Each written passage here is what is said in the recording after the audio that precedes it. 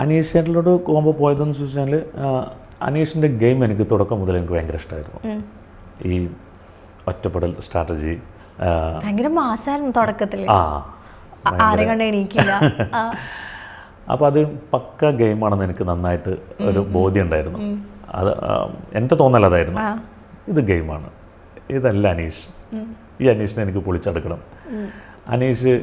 ഞാൻ ആദ്യമൊക്കെ എന്നോട് കുറേ കഴുതേ മരക്കഴുതേ പൊട്ട എന്നൊക്കെ വിളിക്കുമ്പോൾ ഞാൻ തിരിച്ചു അതേപോലെ തന്നെ തിരിച്ചു ഞാൻ കൗണ്ടർ ചെയ്തിട്ടുണ്ടായിരുന്നു. പക്ഷേ ഒരു സുപ്രഭാതത്തിൽ എനിക്ക് തോന്നി ഇവനെ ഇങ്ങനെയല്ല കൈകാര്യം ചെയ്യേണ്ടത്, സൗഹൃദം കൊണ്ട് തന്നെ കൈകാര്യം ചെയ്യും. പല സമയത്തും ഞാൻ